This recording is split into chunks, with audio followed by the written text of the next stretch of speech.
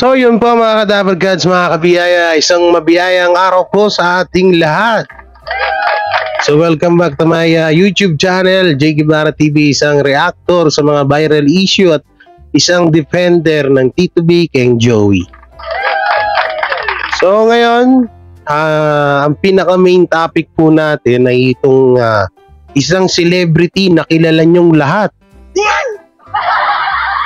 Ito hindi to joke hindi to joke, hindi to walang prank po ito, no? True to life story po ito. Oo. Isang celebrity na sobrang inis ay gumagamit na ho siya ng tinatawag na kulam. Grabe. Oo, guys, ito talaga sabi. Ito hindi ako nagbibiro baka sabihin niyo nagbibiro ako, pero ito po ay totoo. Pero yun po ang masasabi ko lang ho sa inyo, tabingi pa yung mic ko. Ang masasabi ko lang ho sa inyo ay hindi ko siya papangalanan kasi nga pwede tayong makasuhan ho dito. No, yan po yung may papangako ko sa inyo na hindi natin siya pwedeng pangalanan kasi nga alam mo na baka ma-chupulangkot baby ko muna tayo. Mahirap na. At bago tayo pumunta dun sa issue na yon, no, sa topic na yon, ay may papanoorin po tayong video na kung yung mga dating host po na yung mga kahit yung mga OG o yung mga unang-una ng mga host or mga naging host or co-host ng Itbulaga na nakasama nila Tito Vic and Joey or ng TVJ ay ano na nga ba ang buhay ngayon at nasan na sila. So ito yung unang video na papanoorin natin at syempre bago natin simulan, huwag niyo pong kalimutan na mag-like, share, comment, and subscribe sa aking YouTube channel at papindot na lang din po yung bell button para lagi tayo updated sa ating mga video araw-araw. So pasensya na ho kayo anong pa ho yung lalamunan paus pa ako. Patutusin ito nga may ito yung ating luya at nandito rin yung tubig natin na walang kalamig-lamig. Isa yan sa mga mamaya sa dulo ng video natin yung about po dun sa isang celebrity na sa sobrang inis or sa sobrang galit ay nangungulam na lang. So mamaya natin kwento yan. So dito muna tayo. Ito yung mga dating tawag dito mga co-host ng Tito Vic and Joey sa Itbulaga, no? Nandun pa sila sa GMA Network or sa GMA or sa Tape INC po, no? Sa Tape INC nung nandun pa sila, ito po yung mga dating mga co-host or host. Asan na ba sila ngayon? Kasi ako rin kahit ako hindi ko to naabutan. Yung iba, aminado naman po ako dyan, no? Dahil ako ay 29 years old pa lang, 1993 ako pinanganak. So yung ibang mga host, hindi ko kilala at mga hindi ko na naabutan. No, so dito malalaman natin at gusto ko rin samahan nyo ako para yung iba dyan na mga tumatangkilig sa TVJ na hindi rin sila naabutan ay makilala nyo at malaman nyo kung sino ba sila at kung ano na ba yung mga buhay nila ngayon. So ito po, ano natin, tawag dito, panoorin na ho natin. Marami ang nalungkot sa bigla ang pagkawala ng longest noontime show na Itbulaga. Kaya naman mag-throwback muna tayo ngayon at alalahanin ang mga female host ng Itbulaga na nagpasaya sa atin noon. Asa na nga ba ang mga nawalang host na ito ngayon? Narito ang unang batch ng mga dating female host ng minahal nating afternoon show. Mula sa isang Brazilian model na naging bahagi rin ng longest running noontime show, hanggang sa isa sa mga minahal na host ng Itbulaga at isa rin sa sinasabing originals. Narito ang mga dating female host ng Itbulaga. Sino-sino kaya ito, no? Ba sila ngayon? Okay.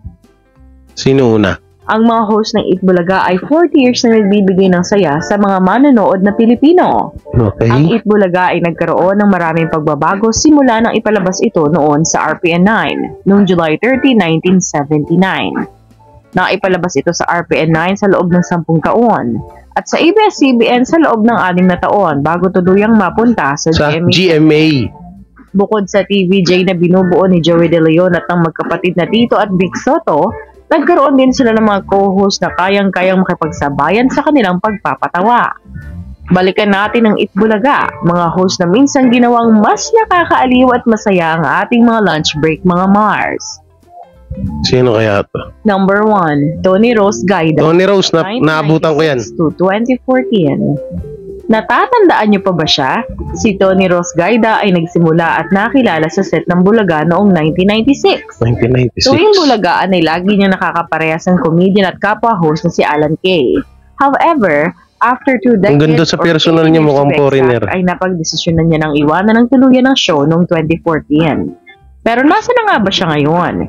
Ine-enjoy ni Tony Rose ngayon ang tahimik na buhay bukod sa minsan na pagpatatrabaho niya sa UNTV bilang host ng ASOP Musical Festival, isang annual religious songwriting competition. Wala, sa ibang bansa na. Number 2, Chicky Holman, 1979 to 1981. Hindi ko kilala yan. Ayon sa mga reports, si Chicky ay hindi ang original choice para maging kauna-unahang female host ng Itbulaga. Dahil noon ang gusto sana ng mga producer ay sina Charo Santos o kaya naman si Tessie Tomas. Kaso nga lang, hindi ko siya kilala. ni Charong offer dahil masyado na siyang naging busy pagkatapos manalo ng Asia's Best Actress para sa Mike De Leon's film na Itim. Si Tessie naman ay mas piniling i-pursue ang scholarship grant sa London kesa sa full-time TV career. Pagkatapos naman mag-quit ni Chicky sa Itbulaga, lumipat naman siya sa kalabang show na Student Canteen at Lunch Date. Official namang nag-retire si Chicky sa showbiz noong 1988. Sa parehong taon siya ay kinasal kay Brandy Yulo. Nasaan na nga ba si Chicky ngayon? Nasaan na? Mas pinili niyang lumayo sa limelight at mas in-enjoy ang tahimik na buhay at ang anak na babae ni Chicky na si Chia Yulo ay naging co-host rin ng Itbulaga ng mahigit isa-isang taon. Number 3, Connie Reyes. Ito si Ma'am Connie Reyes. 1992. Nanay ni Biko. 29 years old noon si Connie Reyes nang pumalit siya kay Chicky noong 1982. Ang 10-year stint ni Connie Reyes sa Itbulaga ay nagbukas sa kanya ng mas maraming opportunities at mas malaking projects. Ilan sa mga remarkable shows ni Connie kasama kanyang sariling drama anthology na Connie Reyes on Camera at sa ABS-CBN serye na 100 Days to Heaven, My Dear Heart at Nathaniel. Nasa na nga ba ang veteran actress na si Connie Reyes? Huling lumabas at umarte si Connie sa kapuso action fantasy series na Victor Magtanggol na pinaganapan ni Alden Richards. Sa ngayon, mas pinili ni Connie ang tahimik na buhay pero paminsan-minsan naman ay tumatanggap siya ng mga projects habang sinusuportahan naman ang kanyang anak na si Pasig City Mayor Vico Soto. Number 4, Christine Jacob, 1990 to 1998. Ito, kilala ko to si Christine Jacob. Bago maging sikat na TV personality si Christine, nagbigay lang naman siya ng gold medal sa Pilipinas mula sa pagkapanalo nito sa Southeast Asian Games Swimming Competition sa Singapore taong 1983. Si Christine naman ang naging replacement ng kanyang tita na si Connie Reyes kasama si Millet Adbencula hanggang sa maging regular host na siya dito.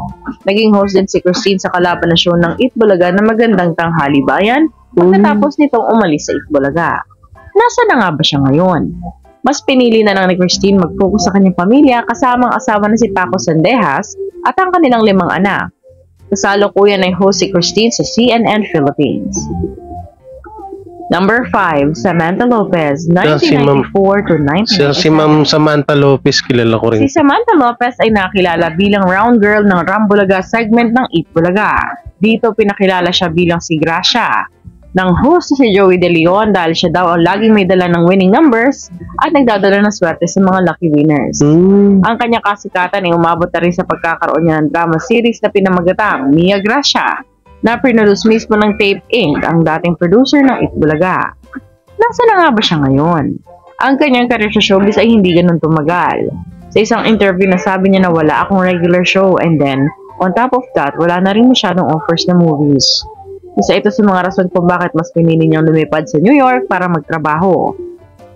Pagkalipas ng ilang taon, bumalik rin siya sa showbiz at nakakuha ng mga acting gigs bilang kontrabida sa mga TV shows, tulad ng 2018 drama series na The Stepdaughters. Number 6, Gladys Guevara, 1999 to 2007. Marami ang Gladys nung mas pinili niyang magpaalam sa show noong 2007. Ang kanyang manager na si Junardo ay ipinaliwanag kung bakit nagdesisyon ng ganun si Gladys. Ayon dito dahil ito sa kanyang health conditions. Sa isang column ni Ricky Lo, sinulat nito na si Gladys is simply tired of doing a daily show. She does stage shows often late into the night, and it's getting more and more difficult to be waking up every morning, very tired, and rushing to the studio for Bulaga. Kasabay rin ito ang paglabas ng hiwalayan niya sa kapwa-host na si Jano Gibbs. Nasa na nga ba siya ngayon? Bukod sa ilang gigs, vlogger na yan si Tita Gladys eh. Number 7, Sugar Mercado, Sugar. 2001 to 2002. Ito kilala ko. Mayaman na to ngayon. 2004 to 2007. Si Sugar ay nakilala o unang lumabas sa Itbulaga sa beauty segment nitong TV Babe. Kahit na hindi pinalad manalo sa nasabing contest, siya ay napiling pumirma at makasama sa Sex Bomb Girls na may dance group ng Itbulaga noon. Gumawa naman ng ingay ang kanyang pangalan noon nang magsampa ito ng kaso noong 2016 sa kanyang asawang sinasaktan siya. Ay. Nasa naman kaya siya ngayon? Si Sugar ay isa ng proud mom sa kanyang dalawang naggagandahang mga anak. Number 8, Tony Gonzaga, 2002. Tony Gonzaga, oh. Bago pa man maging bahagi ng Itbulaga noon si Tony, siya ay miyembro na ng Bubble Gang mula 1998 hanggang 2004. Naging bahagi si Tony ng Itbulaga pagkatapos sumikat ng commercial nila ni Piolo Pascual taong 2001. Pagkatapos naman ng 3 taong pag-host sa Itbulaga ay nag-transfer si Tony sa kalabang network ang ABS-CBN. Si Tony ngayon ay isa nang nag-host pa rin sa ilang mga shows ng ABS at meron na rin sariling YouTube channel. Dinadala niya rin ngayon ang pangalawang anak nila ng direktor na si Paul Soriano. Hanggang ngayon naman ay proud pa rin si Tony na tawagin ng kanyang sarili bilang The Barkads. Bilang credits na rin sa natutunan niya dito na nagagamit niya sa kanyang hosting career ngayon. Number 9, Diana Zubiri, 2003 Diana Zubiri. Naging stepping stone naman ni Diana ang Itbulaga para magkaroon ng mas malaking projects tulad ng mga appearance niya sa Bubble Gang at ang kanyang iconic role bilang si Danaya noong 2005 sa TV series na Encantadia. Saan na nga ba siya ngayon? Mas pinili ni Diana na mag-focus sa kanyang sariling business at personal life. Mas enjoy din daw niya ang private life. Hindi ko alam to, ngayon ko lang to nalaman ha. At kanilang dalawang anak habang nakafocus sa kanilang negosyo. Number 10, Diana Meneses, 2011 to 2012. Isa si Diana sa pinakanakilalang host ng Itbulaga, ang Brazilian actress. May picture pa nga kami niyan dati, hindi ko mahanap. Commercials internationally, bago gumawa ng sariling pangalan sa Philippine entertainment industry. Nasa na nga ba siya ngayon? Ayon sa kanyang mga social media accounts, masasabi kong ini-enjoy ngayon ni Diana ang pagta-travel at modeling gigs. There you have it. Ganda sa personal niyan. Anong masasabi niyo tungkol sa latest update na ating pinag-usapan ngayon? Daming kulang. Ano pa ba sa mga female host na ito ng Itbulaga noon ang paborito niyo? Ang daming kulang mga kadabarkads, no? Wala dyan sila... Sino mga wala dyan? Siping ko si Julia, ano yun? Julia ano ba yun? Nakalimutan ko guys. No, wala dyan sa host na yan. Tsaka yung parang gay na ginagaya si Nora Honor, wala din dyan. Kahit parandalian lang yun, pero naging ano doon, kulang yun. Siguro may part 2 pa to. No, pero doon nakakagulat ito ito yung pinakaano rito mga kadabarkads kasi alam mo katulad yung si Gracia, 'di ba, dancer lang siya noon. Tapos tingnan mo yung impact at yung nangyari sa career niya, 'di ba? Nagkaroon siya ng mga project, naging artista talaga siya. No, may naging drama pa nga siya, 'di ba? May naging drama ba or movie? No, so may kita natin dito katulad ni Tony Gonzaga. Kung ano yung mga nakuha niya kay Tony Gonzaga, halos lahat naman ng mga pumasok sa Itbulaga ay or sumama sa Tito Vic and Joey noon at ngayon ay talagang maraming natutunan at na talagang natulungan din sila. No? Kasi tingnan mo si Diana Zubiri din, 'di ba? Si Tony Gonzaga. Aminado ako na si Tony Gonzaga medyo kilala na noon pero iba pa rin yung nakasama niya dito Vic and Joey. Medyo nagkaroon siya ng idea sa pagiging hosting. Alam naman natin si Tony Gonzaga, isa sa mga isa sa mga magaling na host ngayon. 'Di ba? Si Diana Subiri, ang dami. Tingnan niyo yung mga nangyari kay Wally, kay Jose, kay Zombie ngayon. Si Zombie, congrats kay Zombie na may movie na rin si Zombie ngayon. Sa yung Pedro Penduko ba yun, no? Mabangan natin yun, guys. No? So, yun. Pinakita ko lang naman sa inyo yun, no? Kasi nga kahit ako, tingnan nyo, yung unang pinakita doon, ang sakit ng tagiliran ko. Yung unang pinakita ko doon, 'di ba? Hindi ko siya kilala, sorry po nakikita ko siya pero hindi ko naman na siya din naabutan, no. Pero yun nga, hindi ko nga siya kilala. Yung unang kasama nila Tito Vic and Joey, siguro mga panahon nila yung mga kasagsagan, 'di ba? Tsaka dito sa video na to, isa rin itong patunay na yun nga, yung Itbulaga ay hindi pa talaga hawak ng tape INC noon. Diba? Sa RPN 9 pa sila. At sa 1979, tapos ABS-CBN, no? ABS-CBN, tas tsaka GMA. GMA yung pinuntahan ng Tito Vic and Joey. No? So yun, mapunta na tayo dun sa main topic natin. Ito na. Ito seryoso po ito Kasi mapapansin yung mga nakaraang yung mga nakaraang tawag dito, mga nakaraang araw, tayo po ay may mga upload po tayo, may mga araw po na hindi tayo nakakapag-upload, no? Natatandaan nyo naman po yan, di ba? Tutusin ngayon nga, medyo masama pa rin pakiramdam ko, pero okay lang, sabi ko, kailangan kong gawin to para sa ekonomiha ng mga bakla. No? So, yun nga, di ba, mapapansin nyo ako, nag-upload ako 3, 2, may kasamang live pa yan. So, napapansin nyo ng mga nakaraan, hindi to porket, baka sabihin nyo, kasi nagtitinda ka na ngayon. Kaya hindi sa ganun yung dahilan. Kasi itong mga nagdaang araw, tayo po ay hindi na wawalan ng sakit or karamdaman. Katulad mo nung una-una, yung mga kati-kati sa katawan. So ako po, baka may mga bas dyan, hindi ka kasi naliligo. Hindi ganyan. Kasi ako po, pag isang araw, halos 5 beses ako maligo. Oo, halos 5 beses ako maligo sa isang araw, no? Kaya posible kung dahil hindi sa naliligo, Minsan nga nagagalit na sa akin yung ibang tao dito kasi palagi ako naliligo. Anak daw ako ng tubig. Aquaman, ikaw ba yan? So, ngayon nga, yun, napanood nyo na rin naman dun kay Chris Ulo, di ba? Oo, napanood nyo na rin naman dun kay Chris Ulo na ayun nga, na sinabi rin ni Chris Ulo doon na ako nga ay parang kinukulam. Diba, sabi ni Otol Chris Ulo doon. So, ito yung totoo dyan. Kailan ba?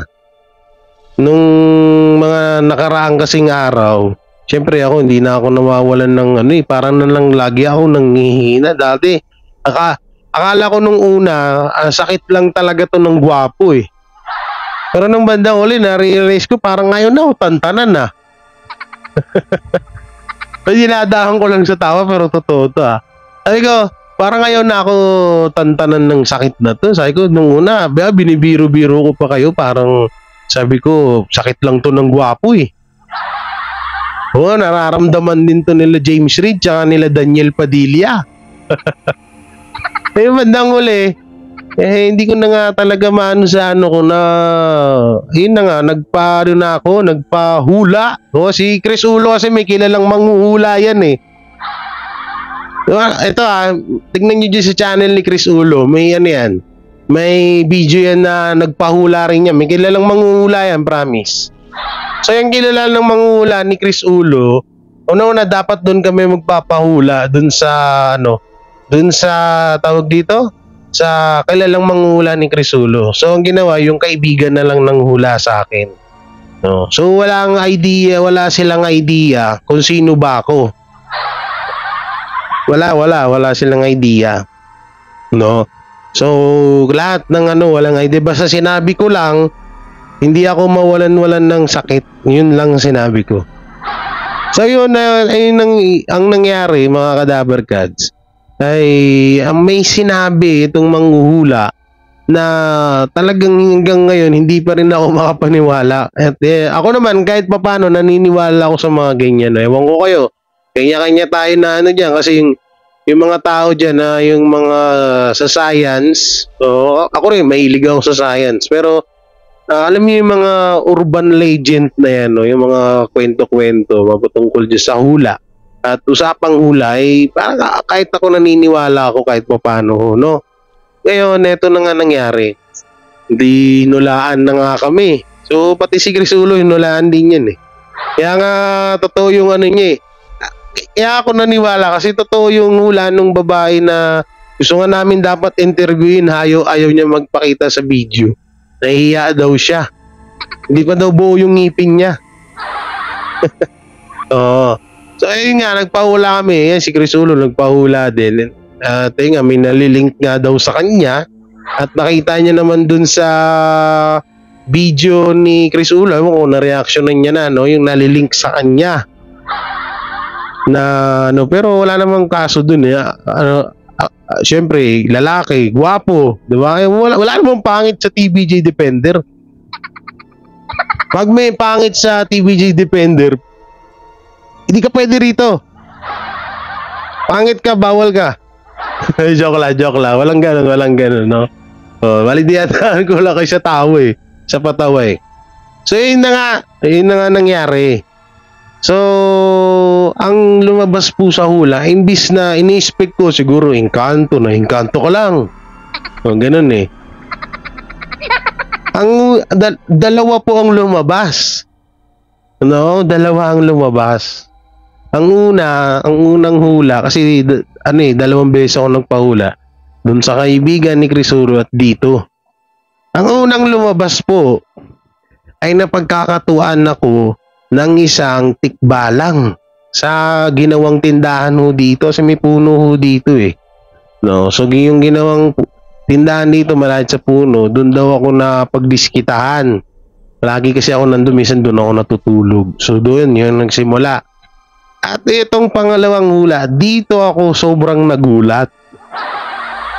Kasi naalala ko, may isa ako dating hindi pa ako nagre-reaction nun at wala pa tong issue mapatungkol sa TBJ.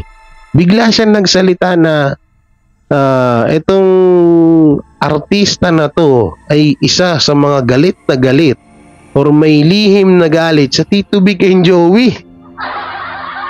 Sabi ko, paano napunta yung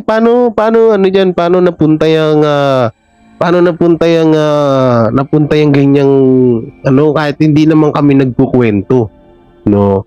Saka yung manghula na yun, hindi update kay Crisulo yun para sa kaalaman nyo lang kasi yung mga basher dyan, kabangers yung mga basher dyan, no? So hindi masyadong kilala si Crisulo. Tsaka sabi ko nga, 2 beses ako nagpahula. So yung isa, yung eto nga yung dito, halos yung sinabi nung kaibigan ni Crisulo na manghula, na yung sinabi niya kasi na pagkatuan daw akong tikbalang. Tapos etong dito, ganun din yung sinabi pero may idinagdag na isa. Doon ako nagulat talaga na sabi ko, kapag ganun ako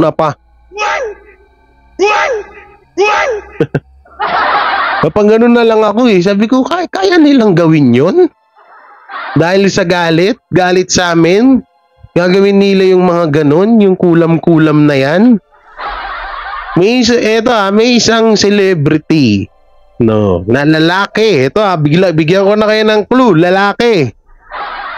Isang lalaki na celebrity na kilalang kilala nyo at kilala ng Pilipinas na gumagawa ng black magic.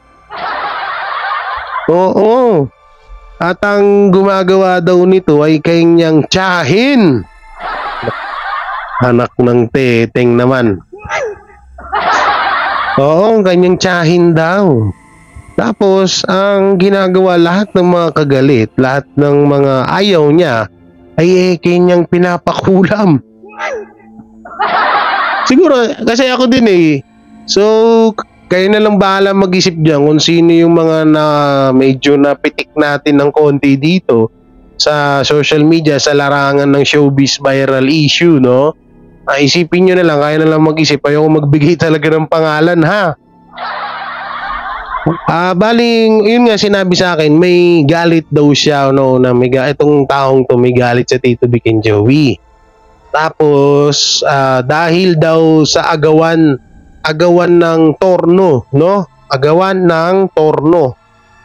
So, ano ba yung torno na yun? Parang pwesto or di ko alam kung ano ba. Tapos, hanggang ngayon, ang ginawa, syempre, diba ang kulam-kulam daw kahit picture, diba? Kayang-kayang yan. Kayang-kayang gawin. Yung mga kulam-kulam na yan kahit sa picture. Ako, nakikita mo ako dyan si screen, ho. I-screenshot lang yan, okay na. Oo, pumuputok yung lalamunan ko, Diba kahit dyan sa picture na yan, sa cellphone na yan, screenshot yan, hindi kitang-kita na yung mukha ko, diba? So, pwedeng-pwede na nilang gawin yun. Ngayon, ang kinagulat ko lang talaga, bakit tawag dito, sabi ko, pinatulan niya kami? Yun yung yun yung inisip ko na, pinatulan niya kami? Halimbawa kung totoo man, sabi ko, pumapatuloy siya. Sabi ko, bakit sa anong rason? Kasi may isa daw akong video na umabot daw ng 100k views or mahigit pa. Ano kaya? Naku po. 100k views na humigit pa. Siyempre, 100k, medyo ang dami nang nakapanood nun, di ba? Ay parang parang napanood daw nitong celebrity na to at tsempuhan naman na may kagalit siya at isinama niya daw kami or ako. No, hindi ko natanong sa kanya kung lahat ba kami ng TBG Defender. Pero yung sinabi niya lang yung ako talaga. Sinama niya ako sa isa sa mga nais niyang alam mo yun, yung kilitiin. Ikaw mahilig kang mangiliti Totoo kasi nandito pa wait lang Ano yung unan ko? Andito sa unan ko yung yung papel. Yung papel na ginamit sa sa tawas. Alam niyo yung tawas, 'di ba? Wait lang, kukunin ko lang Diyan lang kayo. Ito guys. No? Ito yung ginamit sa Ito yung ginamit sa tawas kahapon. So yan So yan yung lumalabas, tikba lang daw yan. Tapos ilagay ko nga po daw sa ilagay ko po sa tawag dito sa ilalim ng unan ko. So ito nga So nilagyan makikita nyo. Yan, ayun yung ano po yan Baka sabihin nyo bakit makapal. So ano po yan yung kandila. So nagpatawas na ako kasi tsaka rekta pa hula na para sabi ko baka na nangyayari sa akin Tingnan nyo, wala na naman nga akong boses So yan, nakikita nyo, yan po yun. Paano ba? Pag ganyan ba? Pag ganito ba? Ito pala, pag ganyan ata. Ito yung ulo, ito yung katawan, ito yung paa. Tama ba? Hindi ko alam basahin to So, dito yan sa unan. Yan. Ilalagay yan sa ilalim ng unan ko. So, pero kagabi sarap ng tulog ko, promise. Kasi ng mga ilang gabi, hindi ako makatulog. Init na init ako sa katawan ko na hindi ko malaman. Tinisip ko nga yung iniisip ko yung alam mo yun, yung mga nangyayari sa akin. Yung nangyayari, lakas-lakas ng katawan ko No? So, syempre, matutuwa yung mga basher natin dyan. Palakpakan. Matutuwa yung mga basher natin dyan. Sasabihin ng mga basher natin, yan, karma mo na yan. Alam ko na agad sasabihin nyo, no?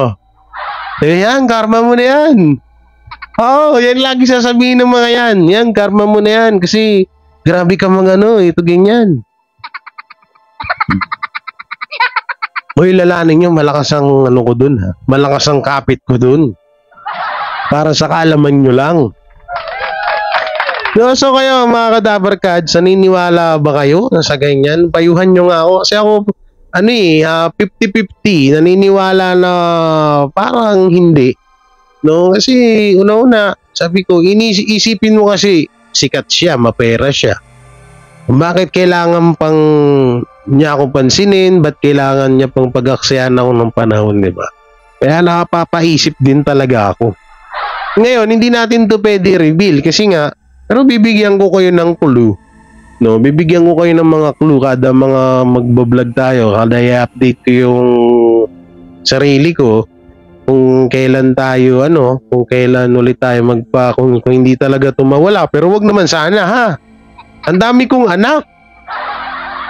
Ha? Ang dami kong anak, wag naman. Oo, akala niyo ba ko ilan anak ko? 10. Oo, dagdagan mo pa ng 5 galing dun sa kabit ko. Charot. 10 tas 5, di 15. Oo. Dami kong mga kaya maraming tawag dito, marami pang kailangan at marami pa akong kailangan to pa rin na pangarap. Hindi ko pa nabibili yung yung yate ko. Tsaka yung chopper. Oo, pangarap ko yung chopper para pagpupunta ako ng E80. Pag taping namin, wow, taping. Oo, doon ako dudungka sa taas ng tower ng TV5. Hindi na ako mag-grab, mahal ang grab, nasa 1,000. Nasa 1,000 ang grab, mahal. Chopper, magkano lang, saglit lang, nandun ka na. Chopper talaga. Di ba pwedeng motor? Oh, wala na akong motor eh. Oo, wala rin akong sasakyan. Ko yun pinangdagdag sa, alam niyo na, pang yung sa ginagawang bahay.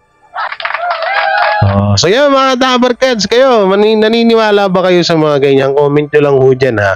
At, ito, sige, bigyan ko na rin kayo ng i-comment nyo na rin dyan kung sino yung naiisip nyo na isang celebrity na lalaki na maaaring magpakulam or gagawa ng ganito. I-comment nyo lang po dyan at syempre don't forget to like, share, comment and subscribe sa ating YouTube channel at pakipindot na lang din po yung bell button para lagi tayo updated sa ating mga video araw-araw. So ingat po kayo palagi and God bless and peace and bye-bye. Sila ang TBJ Defenders. Pagtatanggol ang katotohanan sa mga bashers. Tunay ang kanilang dala, katotohanan talaga. Ano mang sabihin nyo ay di yan sa kanila uubra. Mga salita nyo na di katotohanan. Sila ang patunay na merong katotohanan. Wala silang kinatatakutan, basta nasa tama kanilang paglalaban. Ang TBJ ay kanilang susuportahan. Sila ang defenders na laging nasa likuran. JD Barra, Jake Magnus, Chris Ulo, Tita Messi. Sila ang nandyan